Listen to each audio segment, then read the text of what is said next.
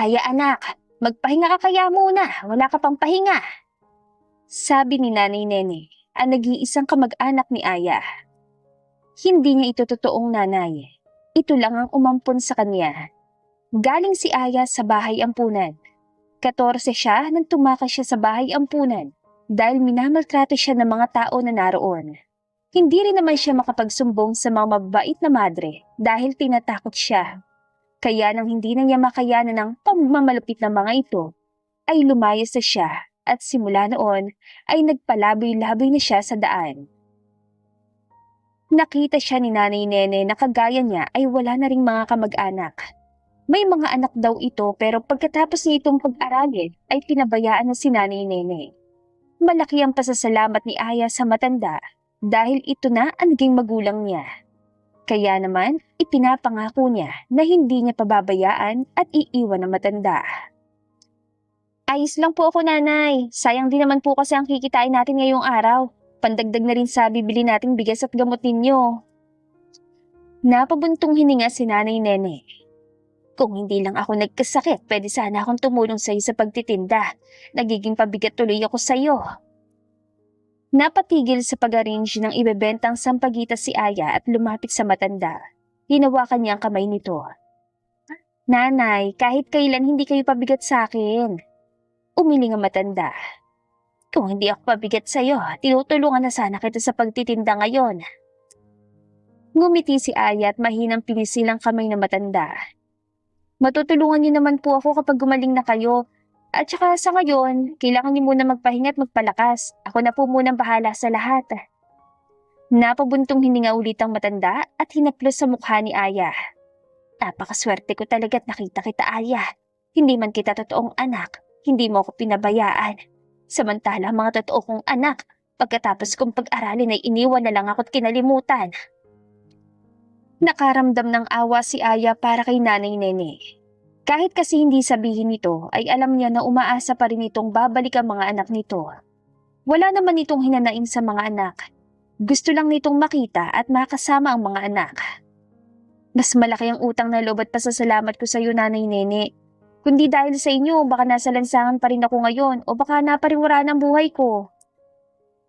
Tumango ang matanda at tinapik ang kamay ni Aya. Pinagtagpo tayo ng Diyos dahil alam niyang kailangan natin ng isa't isa. Tumango din si Aya. Agree ako dyan, Nanay. O siya, aalis na ako, Nanay, para marami akong mabenta. Mag-iingat ka, anak, ha? Umalis na rin si Aya. Nagpunta na siya sa kanyang pwesto para magtinda ng sampagita. Tanghali na pero mag-hit pa lang ang benta niya. Kailangan niya makarami para may pambili siya ng gamot ni Nanay Nene. Napatingin siya sa madaming tao sa kabilang kalye, kaya naman naglakad siya papunta doon at doon nagbenta. Sampagita po! Sampagita! Bili na po kayo ng sampagita! Natuwa si Aya dahil maganda ang naging pwesto niya at madami ang bumili. Hindi umabot ng hapon at naubos ng paninda niya, kaya naman malaki ang ngiti niya na umuwi ng bahay. Nay, may pasalubong ako sa inyo! Itinaas ni Aya ang dala niyang cellophane na may lamang pansit na siyang paborito nila ng matanda. Mukhang masayang-masaya ka ah! Nakangiti naman na tumango si Aya at hinanda ng dala niyang pansit. Opo, Nay, kasi naubos yung paninda ko. Inalalayan ni Aya ang matanda sa pagtayo at papunta sa lamesa. Masaya silang kumakain habang kukwento siya sa nangyari sa kanya ngayong araw. Kinabukasan ay doon pa rin nagtinda si Aya dahil malakas doon. Papunta pa lang siya doon nang biglang may narinig siya ng malakas na busina. Nanlaki ang mga mata niya na makitang isang puting kotse na papunta sa kanya. Abot-abot ang kaba niya. Hindi siya magawang tumakbo o anuman. Para siya na estatwa sa kinatatayuan niya. Napapikit na lang na mariin si Aya at hinintay ang susunod na mangyayari. Nasa gilid lang naman siya ng daan pero ang kotse kasi ay papunta sa direksyon niya. Ang sunod na narinig na lang ni Aya ay ang malakas na kalabog. Nang idilat niya ang mga mata ay napahawak siya sa kanyang katawan. Nahawakan pa naman niya ito at hindi pa naman siya kaluluwa. Nakahinga siya na maluwag. Napatingin siya sa may gilid at doon nakita ni Aya ang puting kotse na nabangga sa poste. Kagad na nagsilapitan ng mga tao at nagbulong-bulungan. Kawawa naman yung driver, sabi ng babae na nag-usisa.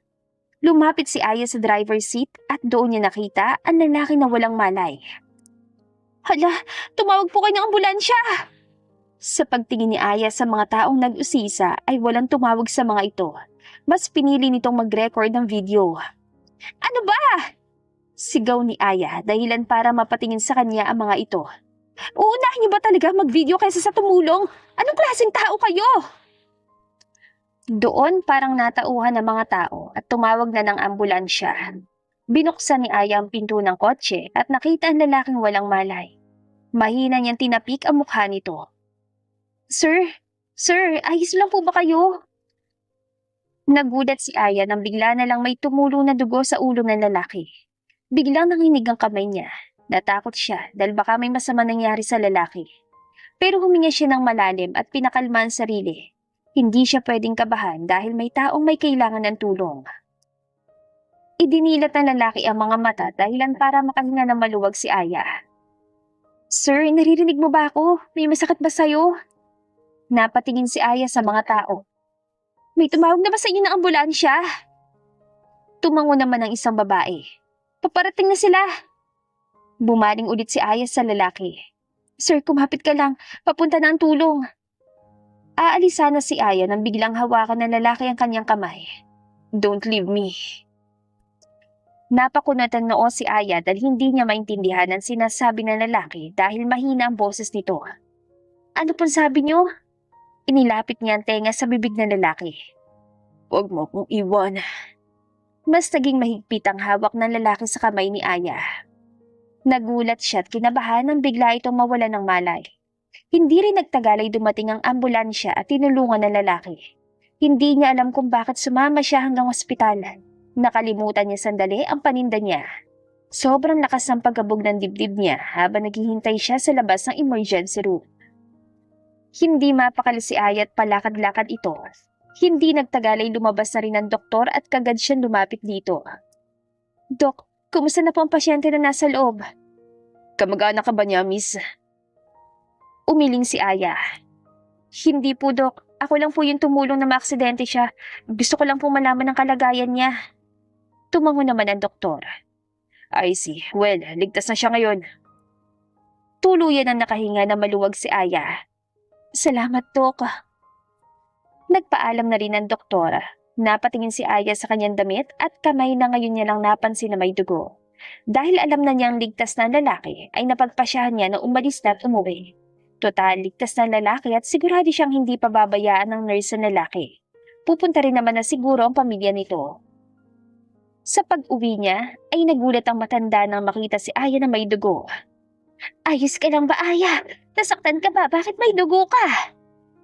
Ngumiti si Aya at pinakalma ang matanda. Nay, ayos lang po ako. May nangyari lang pong aksidente kanina, tinulungan ko po yung lalaki. Sa kanya po ang dugo na to at hindi sa akin. Nakahinga naman na maluwag ang matanda habang nakahawak pa ito sa dibdib nito. Mabuti na lang, ang akala ko na paano ka na. O siya, maligo ka na't magbihis. Tumango naman si Aya. Makalipas ang ilang araw, simula na mangyari ang aksidente na yun, ay hindi na mawala sa isip niya ang gwapong lalaking yun. Kumusta na kaya ito? Nakalabas na kaya ito ng ospital? Napaisip siya. Siguro kapag ganong aksidente ay hindi kagad ito nakakalabas. Dahil sa maagang naubos ang paninda ni Aya, ngayon ay napagdesisyonan niya na puntahan ang lalaki sa ospital. Dadalawin lang naman niya ito at kakamustahin. Wala naman sigurong masama doon. Excuse me, miss. Magtatanong lang po ako. Napatingin naman ang nurse na nasa nurse station na magsalita si Aya. Itatanong ko lang po kung nandito pa ba yung lalaking dinala dito dahil sa aksidente? Napaisip naman ng babae. Si Mr. Santiago? Napakunutan noo si Aya pero tumango na lang siya dahil baka iyon ang pangalan ng lalaki. Oo siya nga. Nandito pa ba siya? Umiling ang nurse. Wala na kahapon lang siya nakalabas. Hindi alam ni Aya kung bakit bigla siya nalungkot. Nagpasalamat na lang siya sa nurse at umalis na. Nanghihinayang siya dahil hindi na niya nakita ulit ang lalaki. Excited pa naman siya sa isipin na makikita niya ulit ang lalaki. Bakit ba naman kasi ngayon niya lang naisip na dalawin ng lalaki? Ayan tuloy. Napabuga na lang ng malakas na hangin si Aya. Napapailing na lang siya at nagdesisyon na umalis na. Ilang araw pa nagdaan, habang nagtitinda si Aya sa harap ng restaurant ay biglang lumabas ang isang waiter. Miss, napapansin ko na napapadalas ang pagtambay mo dito Napatingin si Aya sa lalaki. Hindi naman ako tumatambay dito, nagbebenta lang. Tumas ang isang kilay na lalaki. Alam mo bang bawal na magtinda dito? Lalo na sa harap ng restaurant. Nakikita ka ng mga customer namin at baka mawalan pa ng gana dahil dyan sa ginagawa mo. Kaya naman, umalis ka na. Napakunutan noo si Aya. Ano bang problema mo? Hindi naman kita inaano Nagtitinda lang ako na maayos dito. Napakamot sa ulo ang lalaki na tila ba naiinis na. Bawal nga magtinda dito. Hindi ka ba nakakaintindi? Sige na, umalis ka na at maghanap ng ibang pwesto. Basta huwag dito. Tinulak-tulak ng lalaki si Aya. Teka, sandali lang naman. Ipapaubos ka lang tong paninda ko Mas lalong nainis sa lalaki. Maghanap ka na ng ibang pwesto. Sige na, umalis ka na. Nagpupumiglas naman si Aya sa pagtutulak ng lalaki sa kanya. Sandali lang sabi wala naman akong ginagawang masama. Sa katigasan ng ulo ni Aya ay nainis na nga ang lalaki. Sinabi nang umalis ka na Tinulak ng malakas na lalaki si Aya dahilan para matumba siya sa semento. Bobo ka ba at hindi ka ba nakakaintindi? Napadaing si Aya dahil nasugatan pa lang kanyang tuhod. Yan, kasalanan mo yan. Kung sana hindi ka sana nagmatigas, hindi ka na nasaktan pa. Napanggat-labi si Aya para hindi tumulo ang luha niya. Puminga na lang na siya na malalim at pinulot ang paninda niya na nasira. Ano nangyayari dito? Hindi makita ni Aya kung sino nagsasalita dahil nakayuko siya at pinupulot ang paninda niya. Ito kasing babaeng to, sir. Pinapaalis ko dahil dito siya sa tapat ng restaurant natin nagtitinda. O mamaya mawalan ng gana mga customer natin. Napatingin si Sam sa babae at napabuntong hininga na tumingin sa staff niya. Pero hindi sapat na manakit ka ng babae, Gerald. Sana, kinausap mo na maayos. Napabuntong hininga ang tinawag nitong Gerald. Sinabihan ko na po siya, sir, pero sadyang matigas. Napapailing na lang si Sam. Sige na, ako na bahala dito. Pumasok ka na. Pumasok na ang waiter. Lumapit naman si Sam sa babae at tinulungan ito. Pagpasensyahan mo ng ginawa ng staff ko, miss. Napasinghot si Aya dahil hindi niya mapigilan na mapaiyak sa sinapit niya. Isang linggo na siya nagtitinda sa tapat ng restaurant pero hindi naman siya sinisita nito. Ayos lang. Naiintindihan ko naman. Sorry po sa abala. Umiling si Sam. No, kahit na ganun, hindi niya dapat sinaktan. Kahit papano ay gumaan ang loob ni Aya dahil mabait na lalaking tumutulong sa kanya ngayon. Hindi katulad ng lalaki kanina na para bang hindi siya babae kung itulak nito. Babayaran ko na lang mga nasira mong paninda. Umiling si Aya. Hindi na. Ang bait mo na nga sa akin Natigilan si Aya na makita ang lalaki nang tumingala siya. Mr. Santiago? Napakunot naman ang noo ang lalaki. Kilala mo ko? Maliit ang umiti si Aya. Nalaman ko lang ang pangalan mo sa nurse nang pumunta ako sa ospital para sana dalawin ka kaso nakalabas ka na pala. Nakaturo ang lalaki kay Aya. You look familiar. Ngumiti si Aya. Ako po si Aya. Hindi ko alam kung naalala mo ko pero ako yung tumulong sa'yo na maaksidente ka. Napaa ang lalaki. Yes, naalala na kita. Kahit papaano nakita ko mata mo bago ako mawala ng malay. Alam mo bang hinanap kita na magising ako? Kaso sabi ng mga nurse, umalis ka na nang malaman mo na ligtas na ako. Hinanap kita para sana magpasalamat kaso wala akong alam tungkol sa'yo kahit ang pangalan mo. Inilahad ni Aya ang kamay niya sa lalaki. Ako nga pala si Aya, Mr. Santiago. Hinawakan naman ni Sam ang kamay ni Aya at nakapagkamay sa kanya. Sam, just call me Sam. Tinulungan ni Sam si Aya na tumayo. Ngayon na nakita na kita, hayaan mong tumanaw ako ng utang na loob. Mabilis naman na umiling si Aya at kinaway pa dalawang kamay. Naku, hindi na sir, hindi naman ako tumulong para humingi ng kapalit. Ayos sa akin na natulungan ka. Napatingin si Sam sa kabuuan ni Aya. Wala kang trabaho? Meron, itong pagtitinda ko ng sampagita. Mahina na tumawa si Sam at umiling. I mean, work talaga. Nahihiyang umiti si Aya at napakamot sa ulo. Wala po Hindi kasi ako nakatapos ng pag-aaral, kaya wala akong mahanap na trabaho. Kaya itong pagtitinda lang ng sampagitang ikinabubuhay namin ni Nanay Nene. Napatango naman ng lalaki. Gusto mo ba ng trabaho? Kung ayaw mong bigyan kita ng pabuya dahil sa pagtulong mo sa akin, hayaan mo na lang ako na tulungan kita. Napakunutan noo si Aya. Ano namang trabaho? Well, kung papayag ka, ipapasok kita bilang waitress dito sa restaurant at bibigyan kita ng magandang sahod. Nang sa gayon, hindi mo na kailangang magtinda ng sampagita. O mamaya, hindi lang yun ang mangyari sa'yo lalo na't marami pa naman loko-loko sa gilid-gilid. Nagningning ang mga mata ni Aya sa narinig. Talaga? Bibigyan mo ko ng trabaho? Tumungo naman bilang sagot si Sam. Pero hindi naman ako nakapagtapos ng pag-aaral. Grade 6 lang ang tinapos ko. Ngumiti naman si Sam at tinapik ang kamay ni Aya. Wala namang kaso yun. Pwedeng-pwede naman kitang ipasok lalo na't tita ko naman ang may-ari ng restaurant. Halika. Hinawakan ni Sam ang kamay ni Aya at hinila siya papasok sa restaurant. Habang hila-hila siya ng lalaki, ay napapatingin siya sa kanyang kamay na hawak na ng lalaki. Hindi niya alam kung bakit parang may kuryente na dumaloy mula sa kamay niya, papunta sa kanya. Kumakabog din na mabilis ang puso niya. Hindi niya alam kung bakit niya nararamdaman to. Hindi kaya dahil sa mabait lang sa kanya ang lalaki? Napatango-tango naman si Aya. Tama. Nararamdaman niya lang ito dahil nababaitan siya sa lalaki. Sir, anong ginagawa niyo dito? Napatago naman si Aya sa likod ni Sam. Medyo nakaramdam siya ng takot sa lalaki. Huwag ka matakot, Aya. Nandito lang ako. Hindi alam ni Aya kung anong meron sa salita ng lalaki at nawala ang takot niya. Bumaling naman si Sam kay Gerald. Kukunin ko siyang waitress dito. Nagulat naman ang lalaki. Seryoso kayo dyan, sir? Tumango naman si Sam. Yes, this woman saved my life. Kaya sana kung ano respetong pinapakita niya sa akin, ganun din ang ipakita niya sa kanya. Nagkakaintindihan pa tayo? Tumango naman si Gerald at ang ibang staff. Ipinakilala ni Sam si Aya sa mga staff. So, okay na ba sa'yo yung sahod mo? Tumango naman si Sam. Yes po sir, malaki na nga po yun eh. Ngumiti si Sam. Huwag mo na akong isir, just call me Sam. Napakamot naman sa batok si Aya. Pero kung makakatrabaho na ako dito ay amo na kita kaya dapat sir nang itawag ko sa inyo. Umiling naman si Sam. Hindi naman kita pinapasok dito dahil nag-a-apply ka. Pinasok kita dito dahil gusto ko na kahit papano makabayad ako sa ginawa mo sa pagtulong sa akin. Sabi ko naman sa'yo na hindi ko kailangan ng kapalit. Tumango si Sam.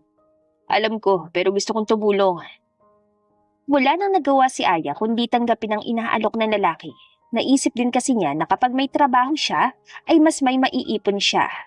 Minsan kasi sa pagtitinda niya ng sampagita ay hindi naman sa lahat ng oras ay malakas. Meron din minsan ang benta niya ay tama lang sa pagkain nila sa araw na yon. Kumain ka na ba? Sasagot na sana si Aya nang biglang tumunog ang tiyan niya. Biglang namula ang magkabila niyang pisngi dahil sa sobrang hiya. Gusto niyang bumuka na lang ang lupa at kainin siya. Napatakip na lang sa mukha ni Aya sa sobrang hiya. Sorry, nakakahiya naman. Talaga mismo tiyan ko nang sumagot. Mas lalong nakaramdam ng hiya si Aya nang marinig niya ang tawa ng lalaki. That's okay, halika, ililibre kita ng makakain. Pinaupo si Aya ni Sam at nag-order para sa kanya. Nanlaki ang mga mata niya na makita ang 3 klase ng putahe ng ulam. Ang dami naman ito. Ngumiti si Sam. Kumain ka na kumain, para sa'yo lahat yan. Napaturo naman si Aya sa kanyang sarili habang nakatingin kay Sam. Para sa akin lahat to? Tumango naman si Sam bilang sagot. Pero hindi ko naman ito mauubos lahat. Pwede ko bang iuwi ang matitira? Dadalhan ko lang si Nanay Nene. Tumango ulit si Sam. Sure, kung gusto mo nga, ipagbalot natin siya ng ibang pagkain. Mabilis naman na umiling si Aya. Naku, hindi na, madami na nga to eh. Ngumiti si Sam at tinuro ang mga pagkain. Sige na, kumain ka na. Enjoy eating. Lumaki ang ngiti sa labi ni Aya at pinagdikit ang 2 kamay. Salamat sa pagkain. Masaya na kumain si Aya habang nakangiti naman na nakatingin si Sam sa babae. Natutuwa siya dahil masayang-masaya ang babae habang kumakain. Nang matapos kumain si Aya, ay napasandal siya habang hawak ang kanyang tiyan. Nabusog ako dun ah.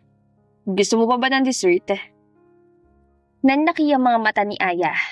May dessert pa? Tumango naman si Sam at tinawag ang waiter pero pinigilan ni Aya ito. Naku, hindi na. Busog na rin ako at saka ang dami nang natitira pa. Ngumiti si Sam. It's okay, Aya. Pwede mo namang iuwi. Wala nang nagawa si Aya na naghabili na ito sa waitress na ipagbalot siya. Binalot na rin ng mga natira niyang pagkain. Bukas ka na magsimula. See you tomorrow, Aya. Bahagyang yumuko si Aya. Maraming salamat talaga, Sam. Umiling si Sam. Kung tutuusin, kulang pa to sa tulong na ginawa mo para sa akin, Aya.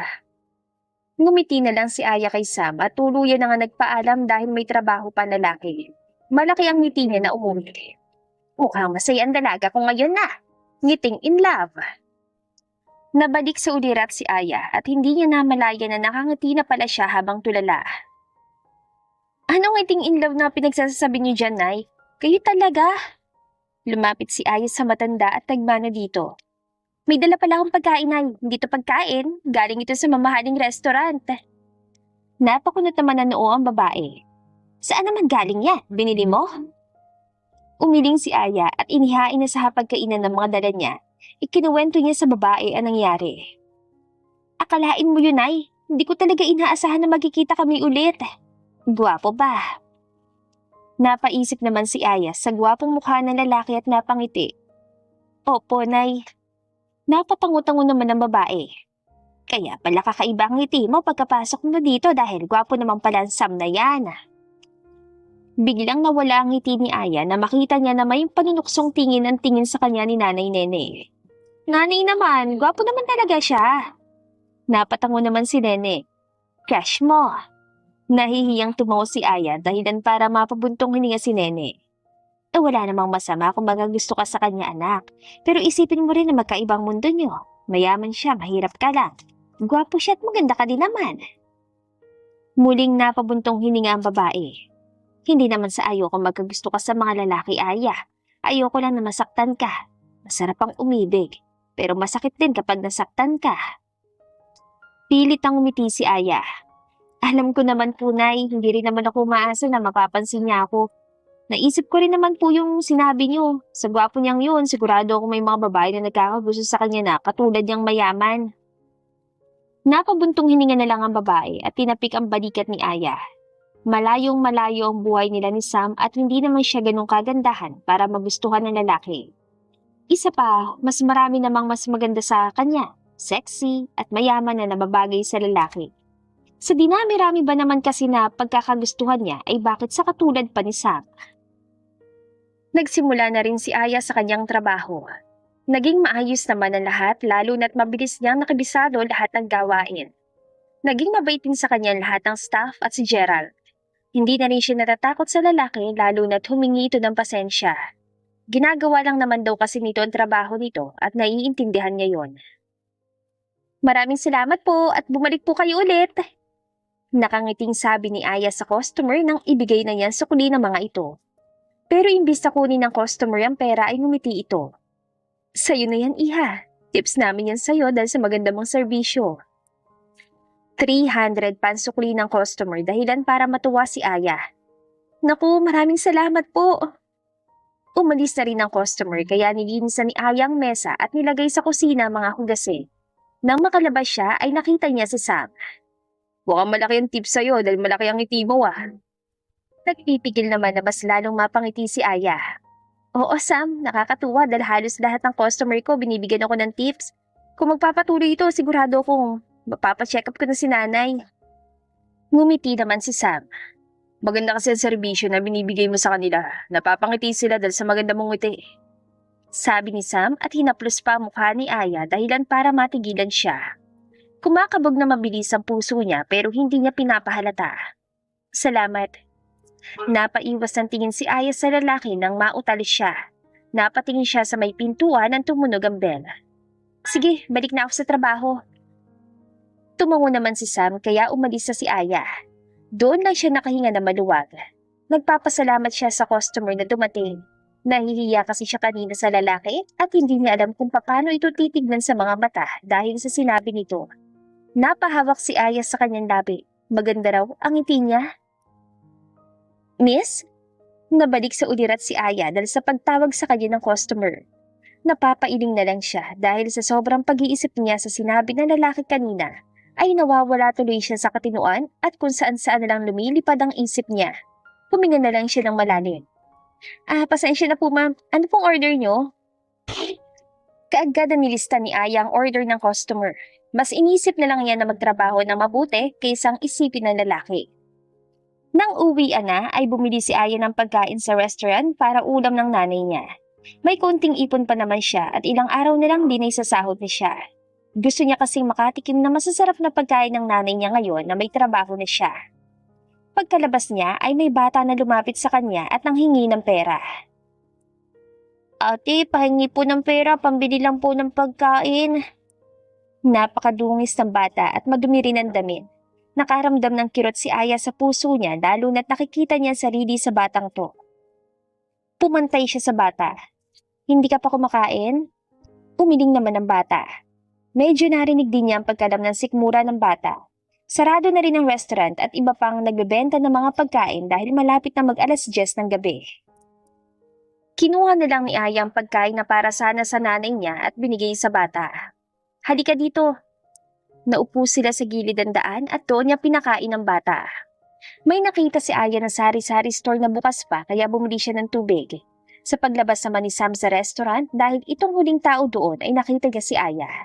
Tatawagin na sana niya ito pero natigilan siya nang lumapit ito sa batang pulube. Ito tubig oh. Kaagad na kinuha ng bata ang tubig at mabilis itong uminom. Kaagad din itong bumalik sa pagkain. Dahan-dahan lang sa pagkain, wala namang aagaw niyan sa'yo. Hinawi ni Aya ang buhok ng bata dahil nagiging sagaba dito sa pagkain. Nasaan ba mga magulang mo? Sumagot ang bata kahit pa madami pa laman ang bibig nito. Wala na po akong mga magulang. Bagya namang natawa si Aya sa mukha ng bata. Napaka-cute kasi nito. Uminom ka muna ng tubig. Uminom naman ang bata. Dapat hindi ka nagsasalita kapag may lamang pagkain ng bibig mo, baka mabulunan ka. Tumango naman ang bata. Sorry po, gutom na po kasi talaga ako. Kaninang umaga pa po kasi ako hindi kumakain. May nakukuha naman po akong pera sa paninlimos pero kinuha po ng mga salbahing bata. Mas lalong naawa si Aya sa bata. Inasan ba mga magulang mo? Umiling ang bata. Hindi ko po alam eh. Sabi po nila namatay ang mama ko sa panganganak sa akin tapos iniwan naman po ako ni Papa. Hinaplos ni Aya mukha ng bata. So, saan ka nakatira ngayon? Napakibit balikat ang bata. Diyan lang po sa tabi-tabi. Maliit ang umiti si Aya sa bata. Gusto mo ba sumama sa akin? Aalagaan kita. Hindi nakapagsalita ang bata. Bakit? Ayaw mo ba? Bigla na lang umiyak ang bata dahilan para magulat si Aya. Bakit ka umiiyak? May nasabi ba akong masama? Umiling-iling naman ang bata habang pinupunasan ng luha. Wala naman po. Masaya lang po ako kasi isang taon na ako nagpapalabay-laboy pero ni isa walang tumulong sa akin. Kayo lang po naglakas loob na kunin ako. Napakurap-kurap si Aya dahil naiiyak na rin siya. Niyakap niya ang bata at wala na siyang pakialam kung madungis ito. Aya. Natigilan sina Aya at ang bata nang makita nila si Sam. Hindi niya alam na nakatingin pala ang lalaki sa kanya. Lumayo na muna sila dahil gusto siyang makausap ni Sam.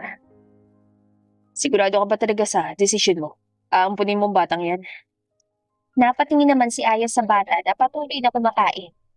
Oo naman. Pero hindi mo siya kilala. Hindi mo rin alam kung saan nanggaling ang batang yan. Tumingin si Aya kay Sam.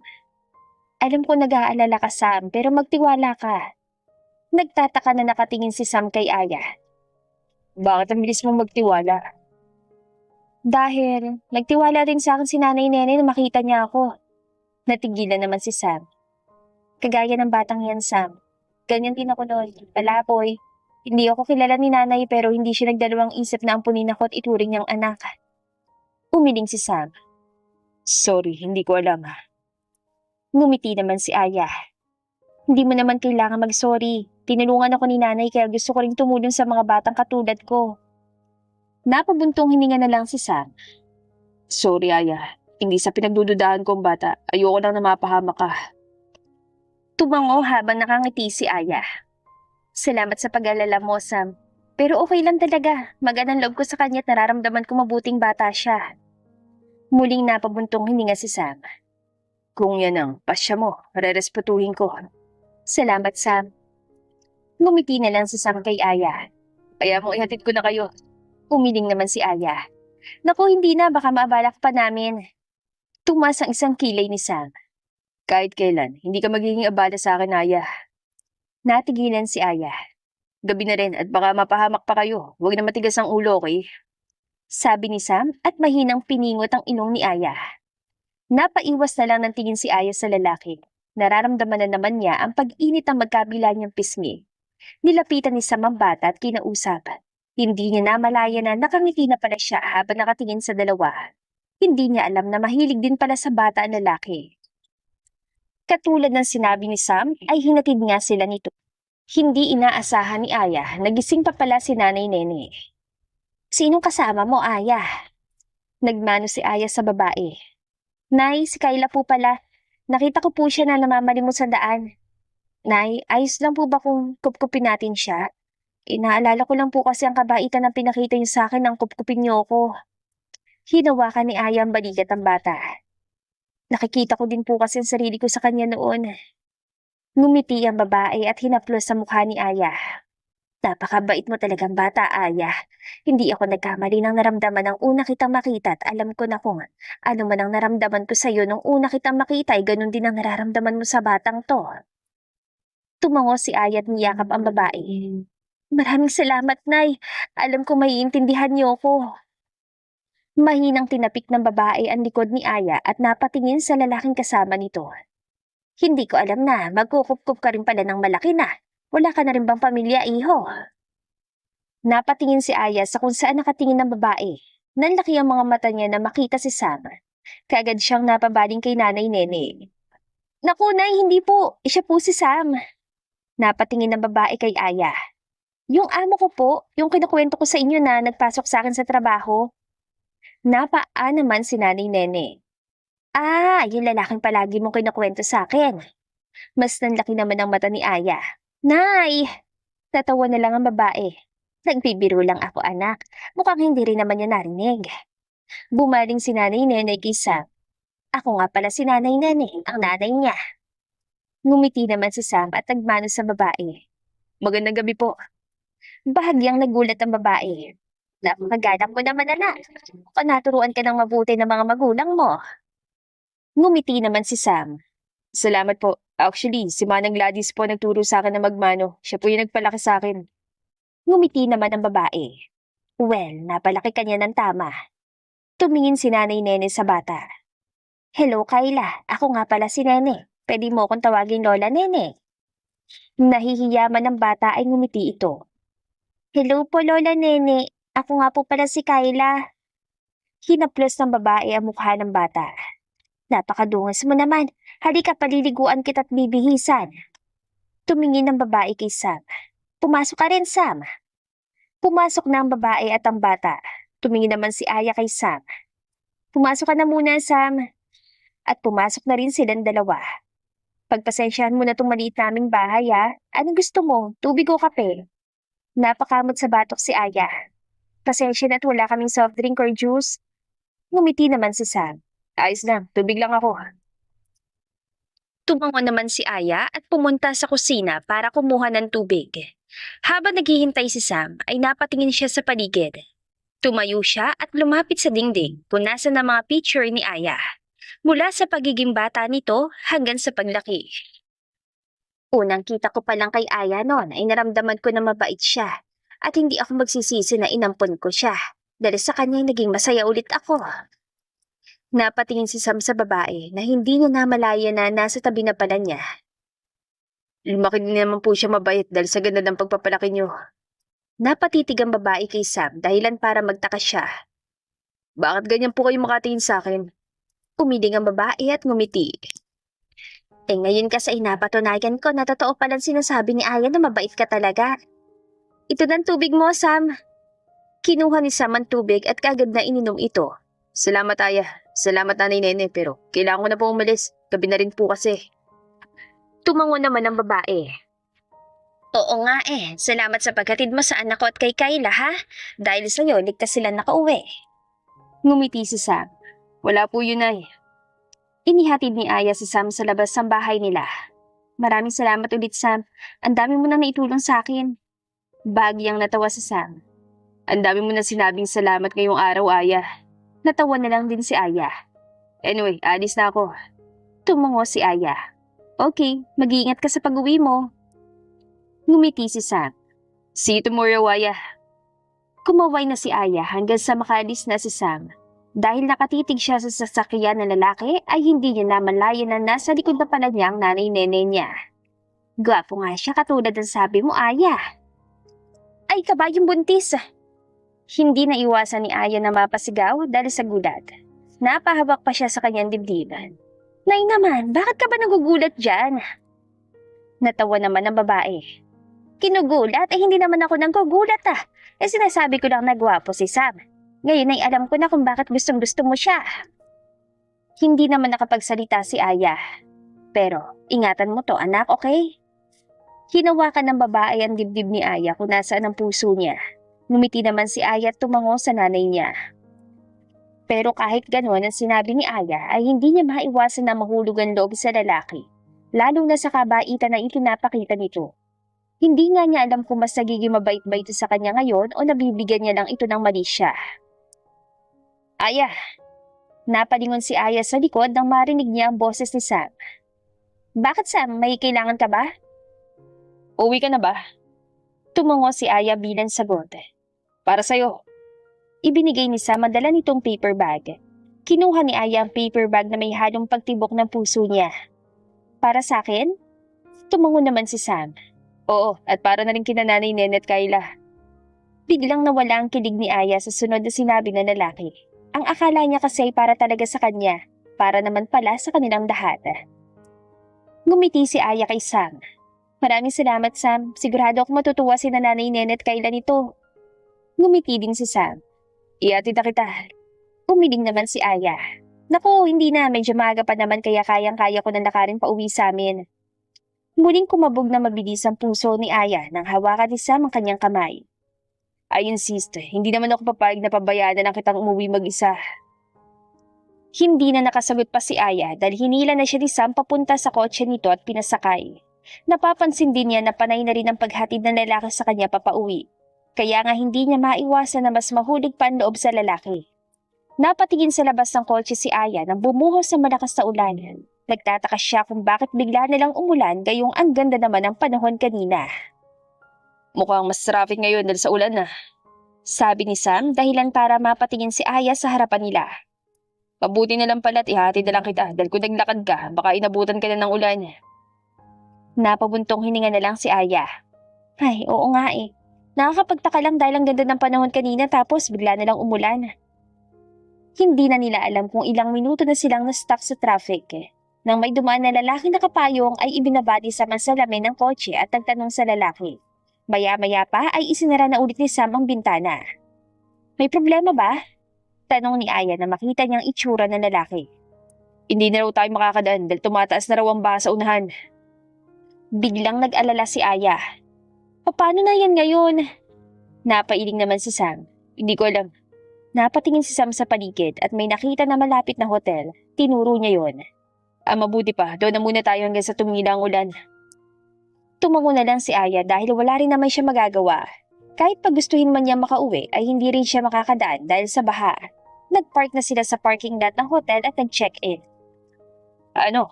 Napatingin si Aya kay Sam dahil medyo napalakas ang boses nito. Lumapit siya sa lalaki. Sam, may problema ba? Tumingin naman si Sam kay Aya. Isang kwarto na lang daw ang available. Biglang natigilan si Aya. Ayos lang ba sa'yo kung sa isang kwarto lang tayo? Kumabog na mabilis ang puso ni Aya sa isiping sa iisang kwarto lang sila na lalaki. Don't worry, wala naman akong gagawing masama sa'yo. Kaagad na umiling si Aya. Alam ko naman yun Tumango na si Aya. Sige na, yun na lang ang kunin mo at baka maunahan pa tayo. Baka puno na rin sa iba dahil sa ulan ngayon. Tumango naman si Sam at nag-check-in na. Pumunta na rin sila sa room number nila. Sa pagpasok nila ay iisang kama lang talaga ang meron. Alam naman ni Aya na walang gagawing masama sa kanya na lalaki dahil sa mabait ito. Hindi niya lang talaga maiwasan na kabahan dahil ito ang unang beses na isang lalaki ang makakasama niya sa iisang kwarto. Gusto mo bang kumain? Umiling naman si Aya. Busog pa ako, pwede ba makitawag?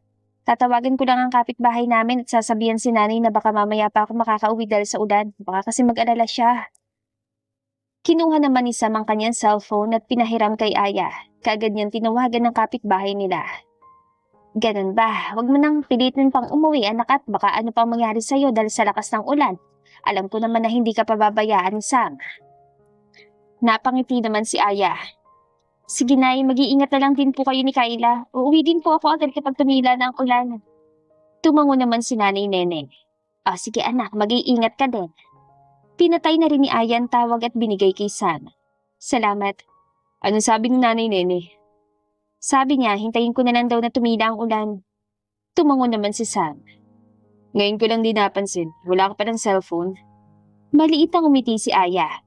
Wala kasi akong pambili. Isa pa, hindi ko rin naman kailangan. Kailangan mo rin naman yun. Katulad na lang ngayon. Napaisip naman si Aya.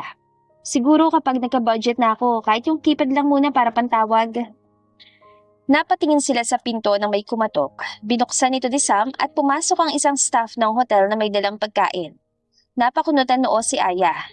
Nag-order ka ng pagkain? Tumango naman si Sam bilang sagot at binigyan ng tip ang lalaki. Umalis na rin ito. Kahit pa sinabi mong busog ka, alam ko hindi ka masyado nakakain kanina dahil busy tayo. Halika na, kumain na tayo. Wala nang nagawa si Aya kundi ang kumain. Simula nang makilala niya si Sam, ay nakakatikim na siya ng mga pagkain na mamahalin. Busog na busog siya nang matapos silang kumain.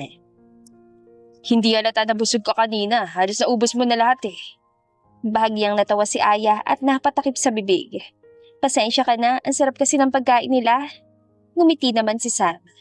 It's okay, mahalaga na busog ka. Gusto mo ng wine? Napatingin naman si Aya sa bote ng wine. Hindi pa ako nakakatikim niyan. Gusto mo tumikim? Tumungo naman si Aya. Sige, pero konti lang at baka malasing ka. Nilagyan ni Sam ng 1/4 wine ng baso ni Aya. Napanguso naman siya. Bakit ang liit lang? Bahagya namang natawa si Sam. Tiknan mo muna kung masasarapan ka. Tumungo naman si Aya at ininom ito. Napatakip siya sa bibig. Ang sarap naman ito. Pwedeng pahingi pa? Inilahad naman ni Aya ang baso niya kay Sam kaya sinalinan siyang muli ng lalaki.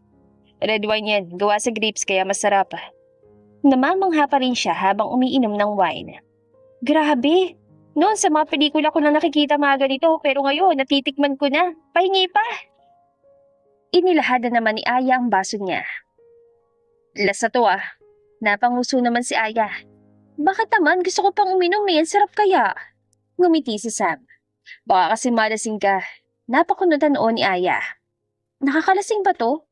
Well, hindi naman ganun katapang ang alcohol niya pero sa katulad mo na hindi mahilig uminom, baka malasing ka agad. Tumango naman si Aya at sinunod na lang ang payo ni Sam. Tama rin naman kasi ito. Kagaya na lang nasabi ng nanay nene niya. Ang lahat ng sobra ay nakakasama. Dito na ako sa sofa at dyan ka na sa kama. Sabi ni Sam na matutulog na sila. Hindi nasama ko na dyan sa sofa at dito ka na sa kama. Kasi naman ako dyan sa sofa at isa pa. Nakakahiya dali ko ang nagbayad tapos ikaw pa tong sa sofa. Umiling naman si Sam.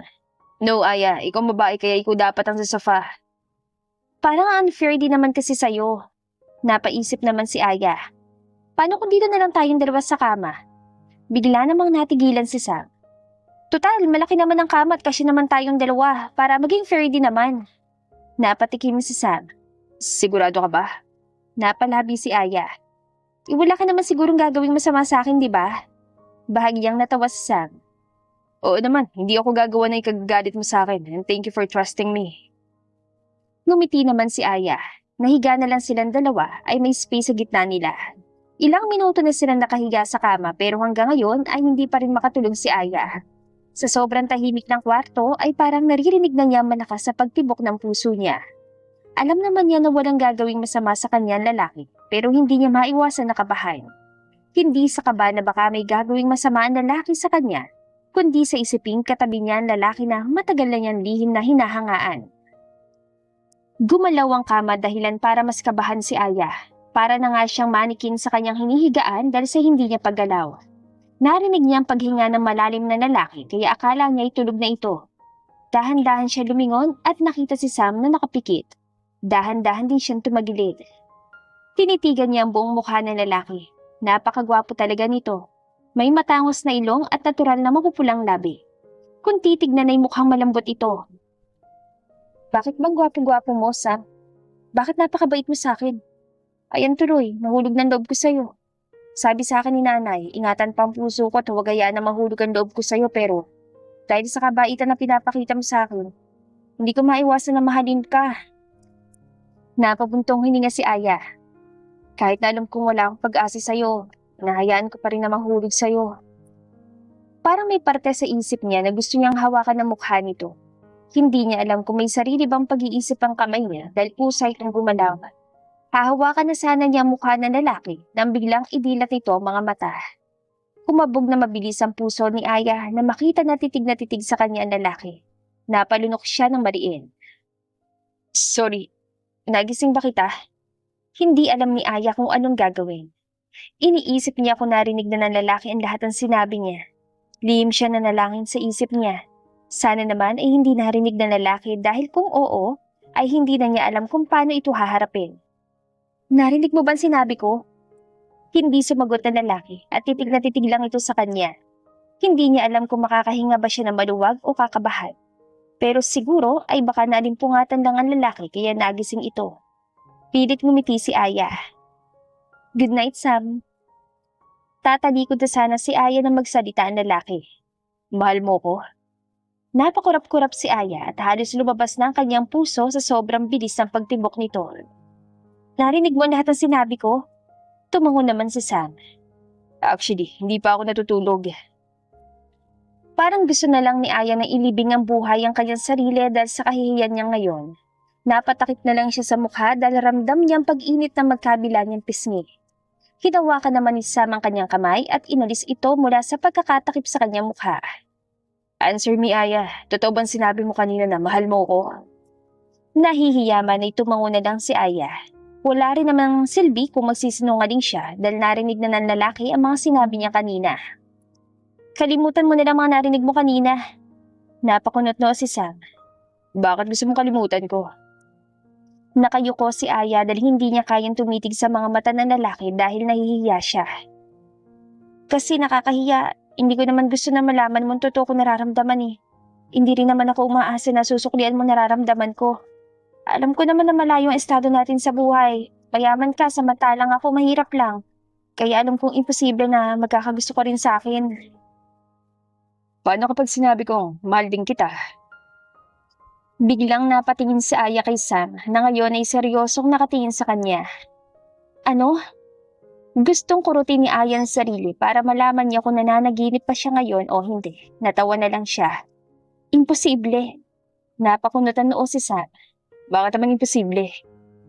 Kasi paano ka magkakagusto sa isang katulad ko? Mahirap lang tapos hindi naman ganun kagandahan. Hindi nakagalaw si Aya nang hawakan ng lalaki ang kamay niya. Hindi imposible yun, Aya. Walang imposible sa pag-ibig. Kahit na mayaman o mahirap, maganda man o hindi, walang pinipili ang pag-ibig. Napasinghap si Aya nang haplusin ng lalaki ang kanyang pisngi. Maganda ka, Aya. Hindi lang ang panlabas mo nga niyo, maganda kundi pati na rin ang panloob mo. Mabait ka at maawain at isa yun sa mga katangian mo na gustuhan ko sa'yo. Walang lalaki ang hindi magkakagusto sa'yo, Aya, at isa na ako doon. Hinawakan ni Sam ang kamay ni Aya at hinalikan nito. Napatitig na lang siya dito. Unang kita ko pa lang sa'yo nung naaksidente ako, nagustuhan na kita. Medyo malabo man ay alam ko na gustuhan na kita dahil sa lahat ng tao doon, ikaw lang ang kusang tumulong sa akin. Gustuhan kita, hindi lang dahil sa ganda mo, kundi dahil na rin sa kabaitan na pinapakita mo.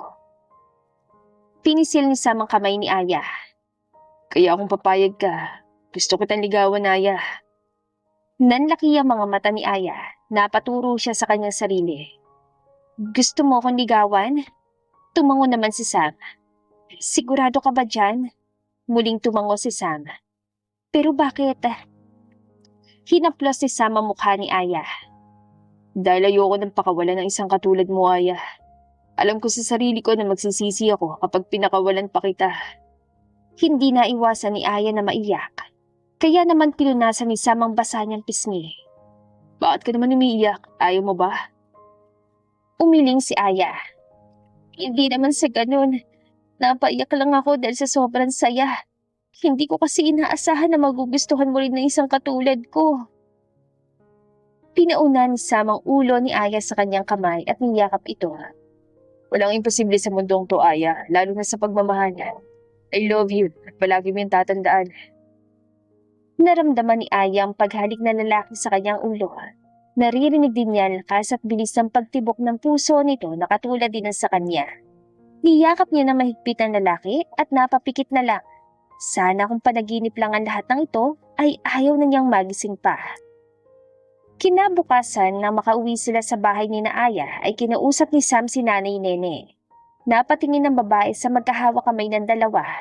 Hindi pa man nagsasalita ang dalawa ay mukhang may ideya na ito tungkol sa sasabihin ng mga ito. Nanay Nene, gusto ko pa sana na formal na magpaalam sa inyo. Kagabi nagkausap po kami ni Aya at nalaman namin ang nararamdaman namin para sa isa't isa. Gusto ko po magpaalam sa inyo para formal na ligawan si Aya. Sana po pumayag kayo. Sabi ni Sam. Napatingin naman si Nanay Nene kay Aya na nakangiti pero nakikita niya pa rin ang kaba sa mga mata nito. Siguro ay kinakabahan nito dahil baka hindi siya pumayag. Napabuntong hininga si Nanay Nene. Gaano mo ba kamahal ang anak ko, Sam? Kumigpit ang hawak ni Sam sa kamay ni Aya. Lahat po gagawin ko para sa kanya. Napatango naman si Nanay Nene at bumaling kay Aya. Masaya ka ba sa kanya, anak? Tumango naman si Aya. Opo, Nay. Alam niyo naman po kung ano nararamdaman ko para kay Sam. Nakangiti naman na tumango ang babae. Alam ko, kaya naman hindi ko tututulan ng kaligayahan mo. Napangiti si Aya. Tumingin ulit sa Nanay Nene kay Sam. Alam ko mabait ka, Sam, at hindi mo pababayaan si Aya. Gusto ko lang sabihin sa'yo na mahal ko ang batang yan. Dahil na maging mag-isa ako sa buhay, ay siya nakasama ko at ang naging kaligayahan ko. Kaya kapag nasaktan si Aya, dobling sakit ang babalik sa akin. Tumayo si Sam at lumapit kay Nanay Nene. Hinawakan niya ang kamay nito. Huwag po kayong mag-alala, Nay. Aalagaan at mamahalin ko po ng totoo si Aya. Hindi ko po wawasakin ang tiwala na binigay niya sa akin. Ngumiti naman si Nanay Nene.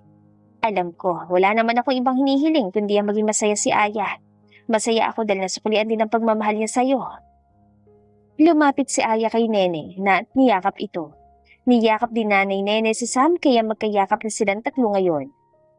Sali ako, Lola! Natawa naman sila sa sinabi ng bata. Kaya naman sinali nila ito sa group hug nila at naging masaya.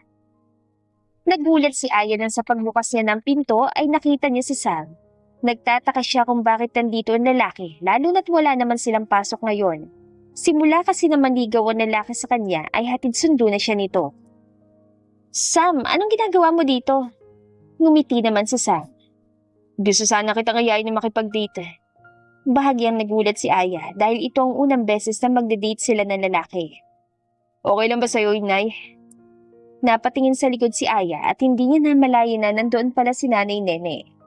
Oo naman. Sama ako, Kuya Sam.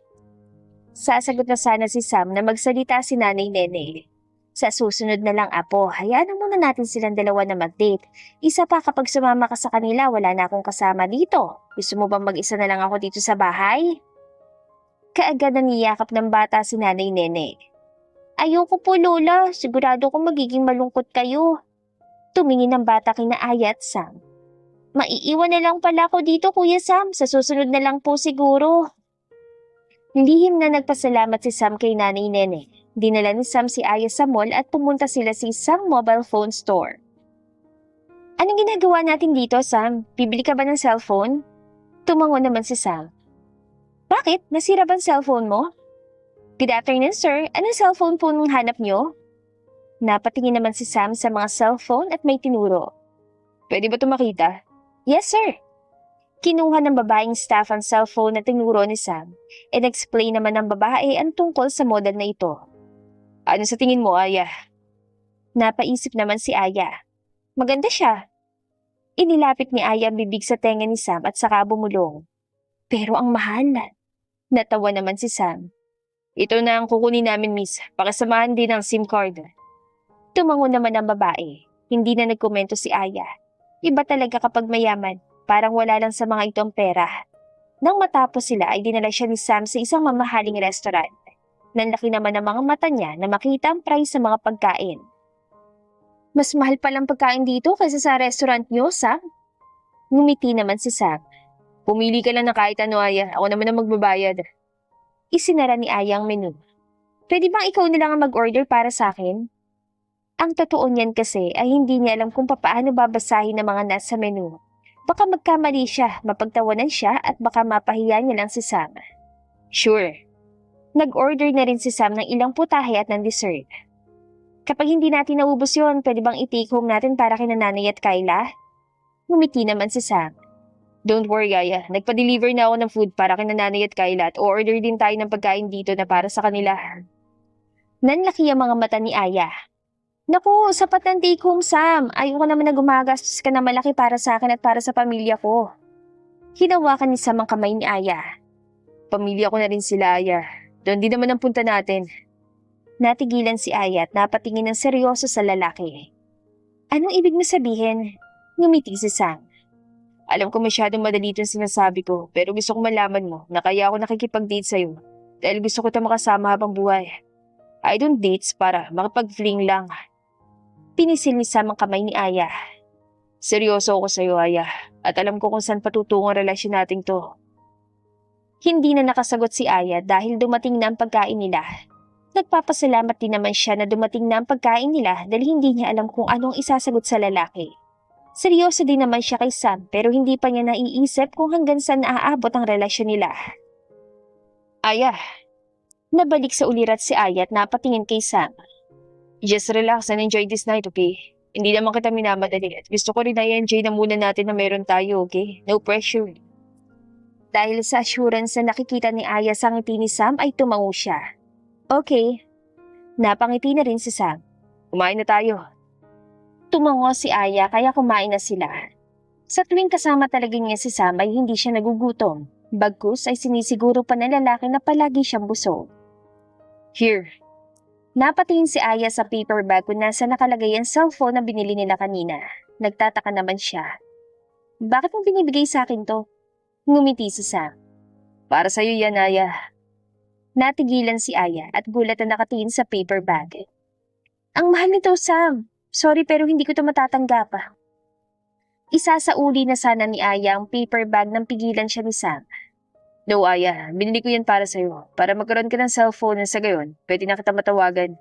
Pwede na tayo magkausap kahit pa hindi tayo magkasama. Matatawagan mo na rin sila nanay nene kapag gagabihin ka na uwi. Napakunutan noo si Aya. May inilabas ulit si Sam na paper bag. Ito naman ang para kay nanay nene. Gustong maiyak ni Aya dahil sa sobrang tuwa.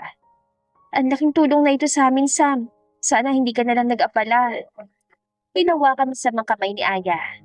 I love you, Aya, at gagawin ko lahat para maging masaya ka. Naiiyak na ngumiti si Aya kay Sam. Mahal na mahal din kita, Sam. Maraming salamat talaga sa lahat. Ngumiti naman si Sam at hinalikan ng kamay ni Aya. Wala yun, Aya. Basta para sa ikaliligaya mo, lahat gagawin ko.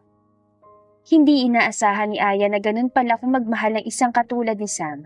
Halos lahat ibibigay sa babaeng mahal nito. Isang buwan na nakakalipas simula nang manligaw si Sam kay Aya. Naging maayos naman ang relasyon nila. Gusto na nga sana niyang sagutin na lalaki pero hindi niya alam kung paano. Aya. Napatingin si Aya kay Sam nang tawagin siya nito. Papauwi na sila ngayon at inihahatid siya ng lalaki. Nakahinto pa sila ngayon dahil sa traffic. Uwi pala mga magulang ko next week. Gusto sana kitang ipakilala. Ilang minutong lumipas pero hindi nakasagot si Aya. Aya? Nabalik sa ulirat. Kaagad? Ang ibig ko sabihin, hindi ba masyadong maaga? Ay, tsaka naliligo ka pa din naman sa akin. Hinawakan ni Sam ang kamay ni Aya. Kaya gusto ko tayong ipakilala sa kanila. Gusto kong makilala nilang babaeng nililigawan ko. Hindi kita ililihim sa ibang tao, Aya. I am so proud na ikaw ang nililigawan ko. Kinakabahan si Aya. Pwede bang huwag muna ngayon? Tumango naman si Sam.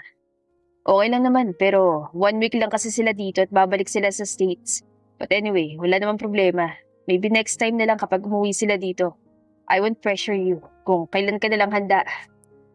Hindi na nakapagsalita si Aya. Hindi kagad siya nakatulog dahil iniisip niya sinabi ni Sam. Aya anak, bakit hindi ka pa natutulog? Napatingin si Aya kay Nanay Nene. May problema ba?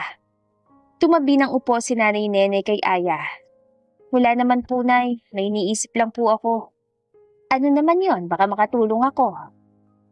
Huminga ng malalim si Aya. Sinabi kasi sa akin ni Sam na uuwi ang mga magulang niya sa susunod na linggo at gusto niya akong ipakilala sa kanya. Ay, magandang balita yon. Eh, anong problema doon?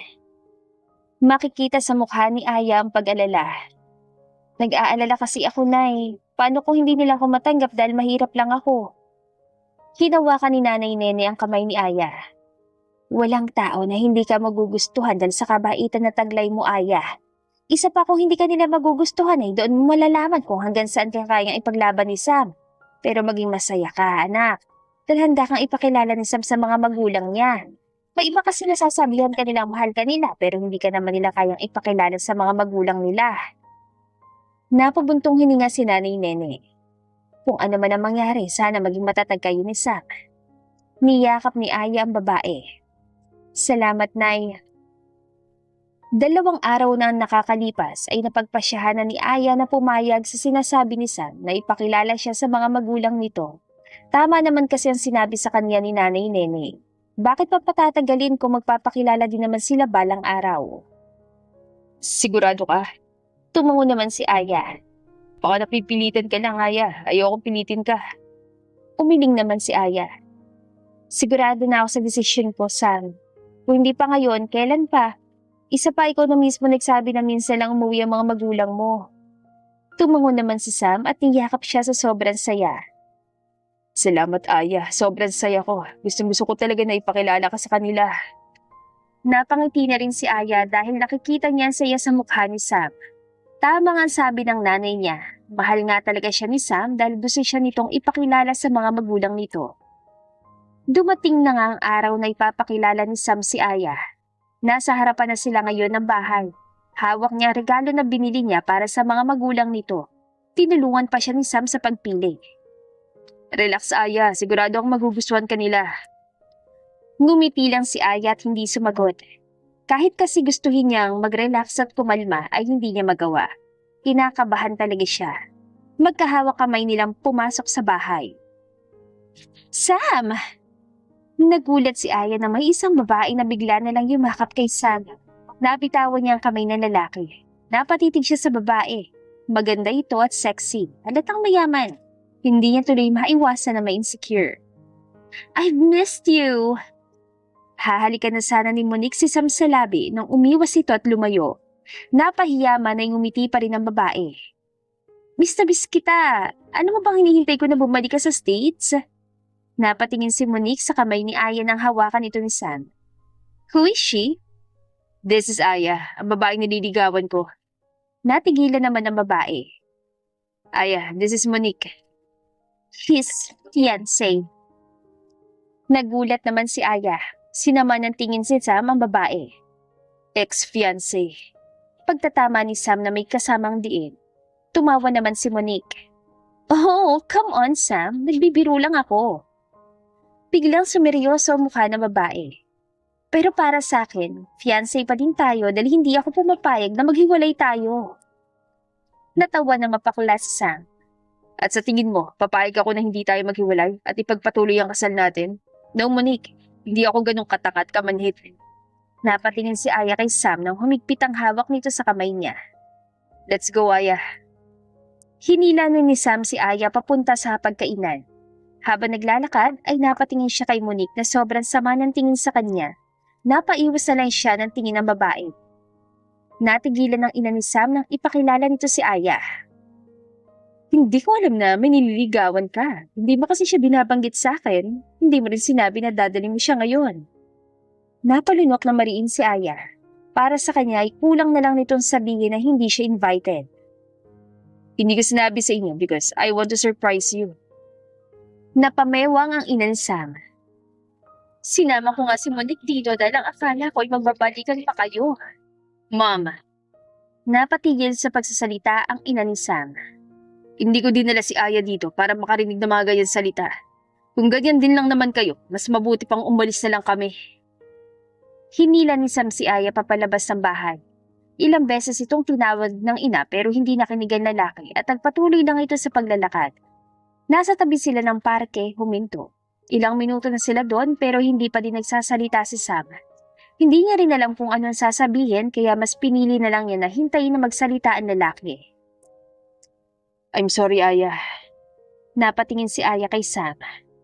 Sorry kung narinig mo ang mga bagay na yun mula sa mami ko. Huminga ng malalim si Aya at naglakas loob na magtanong. Sino si Monique? Napabuntong hininga si Sam. Dati ko siyang girlfriend. Ikakasal na sana kami noon nang malaman ko na may iba pala siya. Ang masakit pa, pinsan ko pa. Sobrang saktan ako sa nangyari, kaya pumunta ako dito sa Pilipinas. Gusto kong lumayo, kaya nandito ako ngayon.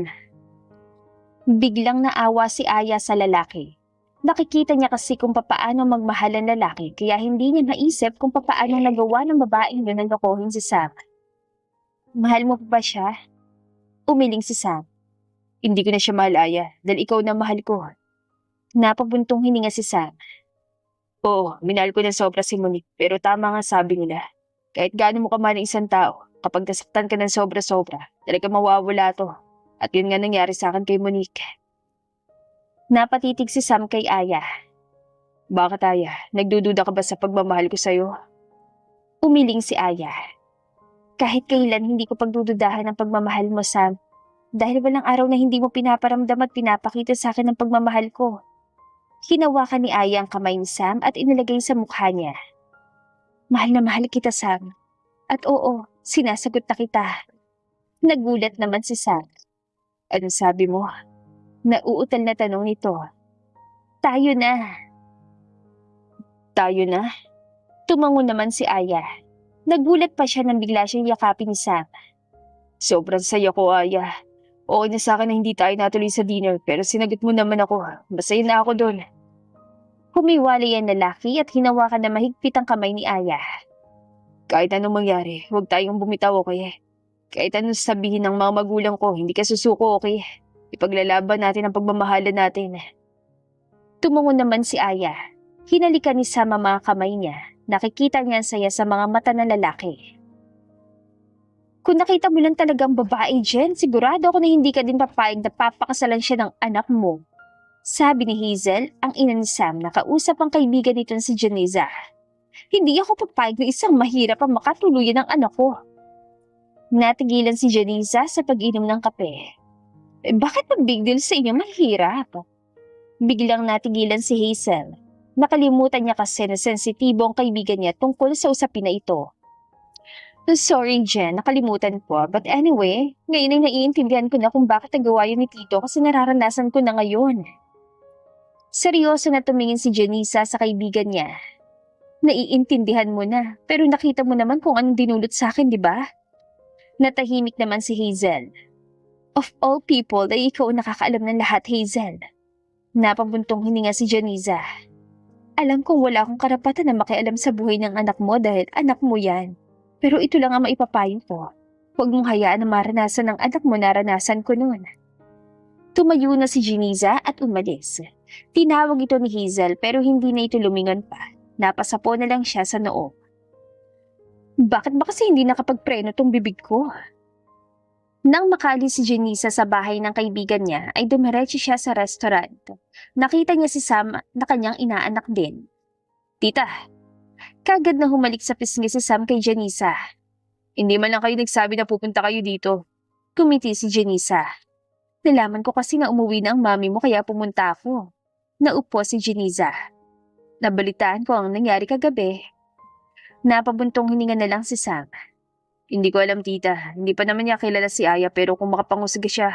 Sana man lang kinilala muna niya si Aya bago siya nagbigay ng opinyon niya. Ngumiti ang ginang. Masaya ako dahil pinaglalaban mong pagmamahalan niyo ni Aya. Sino ba babae niyan at gusto ko siya makilala? Napangiti si Sam. Wait lang tita, tatawagin ko siya. Lumabas si Sam sa opisina, tinawag si Aya. Hindi nagtagal ay dumating na rin sila. Ano ba kasi yun, Sam? May trabaho pa ako. May papakilala lang ako sa'yo. Tita, nandito na po si Aya. Tumingin si Janisa sa dalawa at natigilan na makita si Aya. Dahan-dahan siyang napatayo. Aya, si tita Jen nga pala. Kaibigan ng mami ko at ninang ko din. Siya din ang may-ari ng restaurant na to. Ngumiti si Aya. Magandang umaga po. Ikinagagalak ko kayo makilala. Inilahad ni Aya ang kamay niya para makipagkamay kay Janisa pero nagulat na lang siya nang bigla siyang yakapin ng babae. Napatingin siya kay Sam na kagaya niya ay nagtataka din. Nagkibit balikat ng lalaki. Anak ko! Anak ko! Kumalas na si Aya sa babae. Anak ko? Bahagya na lang siya natawa. Baka po nagkakamali kayo. Umiling si Janisa at hindi na napigilan na maiyak. Hindi, ikaw ang anak ko. Ikaw ang matagal ko nang hinahanap. Nagtataka si Aya. Kahit baby pa lang simula na maiwan kita, hindi ko nakalimutan ang mukha mo, anak. Hindi mo ba napapansin na magkamukha tayo? Napatitig naman si Aya sa mukha ng babaeng kaharap niya. Habang nakatitig siya sa mga mata ng babae, ay unti-unti niya nakikita ang sarili. Napailing si Aya habang napapatras. Imposible. Hindi na rin naiwasan ni Aya ang mapaiyak. Imposible. Napatakip sa bibig si Aya. Lumapit naman sa kanya si Sam at hinawakan siya. Tita, anong nangyari? Umiiyak na si Janisa. Naalala mo ba noon, Sam? Sinabi ko sa'yo na may anak ako na layo sa akin. Tumango naman si Sam. Ikaw yun, Aya. Nararamdaman ko na ikaw ang anak ko. Kumibot-kibot ang mga labi ni Aya. Kung ikaw nga ang totoo ko, nanay, bakit mo ko iniwan? Alam mo ba kung anong hirap ang pinagdaanan ko? Napahagulhol na si Janisa. Hindi ko alam, anak. Patawarin mo ko. Hindi ko ginusto na malayo ka sa akin pero wala akong choice. Dahil kapag hindi kita pinapawalan, papatayin ka ng mga magulang ko. Napakunutan noo si Aya. Ayaw ng daddy sa papa mo at sobrang galit niya na malaman niyang buntis ako. Gusto ko sana nilang ipalaglag pero hindi ako pumayag. Nakiusap ako sa kanila. Lumuhod pa ako para lang payagan ako na ipanganak ka. Kagad na inalalayan ni Sam si Janisa na makita niya na parang babagsak na. Pinaupo niya ito sa upuan. Kaya nung pinanganak kita, ay kagad ka nilang kinuha sa akin at pinaampon. Pero kahit gano'n na hindi ako tumigil sa kakahanap sa'yo, anak ko. Mahal na mahal kita. Naaawa na nakatingin si Aya sa babaeng umiiyak. Kitang-kita niya ang sakit at paghihinagpis nito habang nagkukwento. Sa puso niya ay alam niya nagsasabi ng totoo ang nagpakilalang ina niya. Tumayo si Janisa at lumuhod kay Aya. Kung kailangan ko lumuhod para lang mapatawad at tanggapin mo ako, gagawin ko. Lahat gagawin ko para mapatawad mo lang ako, anak ko. Pumantay si Aya sa kanyang ina at niyakap ito. Hindi niyo na po kailangan gawin yan. Mama. Pinunasan ni Aya ang luha ng kanyang ina. Hindi niyo lang po alam kung gaano ko katagal hinintay na makilala kayo. Muling nagyakpan ang dalawa. Napapangiti na lang si Sam habang nakatingin sa dalawa. Hindi niya inaasahan na ang nawawalang anak pala ng tita niya ay ang babaeng mahal niya. Mapaglaro talaga ang tadhana. Lumabas na muna si Sam para bigyan ng oras sa mag-ina. Bagya siya nagulat na makita ang kanyang ina. Mom, what are you doing here? Kagad na niyakap ni Hazel ang anak. I just want to say sorry, anak. Kumalas si Hazel. Hindi ko dapat sinabi yun sa babaeng nililigawan mo. I know what I did was wrong. Kanina ko lang na-realize sa makausap ko Tita Janisa mo. Nakita ko kung gaano siya nag-suffer dahil lang sa ayaw nila sa lalaking mahal ng tita mo at ayoko mangyari sa'yo yun. Ngumiti si Sam. It's okay, Mama. Masaya ako dahil na-realize yun rin po yun. And for your information, Ma'am, girlfriend ko na po si Aya. Napangiti si Hazel. That's great, anak. I'm happy for you. And may dapat ka malaman, Ma'am. Napakunot na naman si Hazel pero bago pa siya makapagtanong ay bumukas ang pinto at bumungad sa kanya si Jeniza at Aya. Halata sa mga mukha nito na nag-iiyakan ito. Ngumiti si Jeniza sa kaibigan niya. Hazel, meet Aya, my long-lost daughter. Napatakip sa bibig si Hazel dahil sa gulat. Oh my gosh! What a coincidence! Hindi inaasahan ni Jeniza at Hazel na ang mga anak pala nila ang magkakatuluyan. Humingi na rin ng tawad si Hazel kay Aya na pinatawad din naman niya ito. Nakilala din ni Jeniza si Nanay Nene at malaki ang pasasalamat niya dito dahil sa pagkupkop at pagpapalaki sa anak niya. Bilang ganti sa ginawa nito para sa anak niya, ay pinatira niya ito sa bahay nila at doon sila nagsama-sama. Makalipas din ng 1 taon ay ikinasal na sina Sam at Aya. Hindi rin nagtagal ay biniyayaan din sila ng mga anak na siyang kumumpleto sa pamilya nila. Mas naging malaki ang pamilya nila, mas naging masaya. Piliin nating palaging mabait sa kapwa natin dahil kabutihan din ang isusukli sa atin na may kapal. Katulad na lang ni Aya na kahit anong hirap ng buhay, ay mas pinili niya maging mabait at maging positibo sa buhay. Kaya naman biniyayaan siya ng isang asawa na mapagmahal at nakita niya rin ang kanyang ina na matagal na niyang inaasam-asam. There's always a rainbow after the rain, ika nga nila. Kaya sa lahat ng paghihirap na pinagdaanan ni Aya, ay may magandang bukas na naghihintay sa kanya. At dito na nagtatapos ang kwentong pag-ibig ni Sam at Aya. Maraming salamat po sa inyong pakikinig. To God be the highest glory. Hanggang sa muli! Paalam!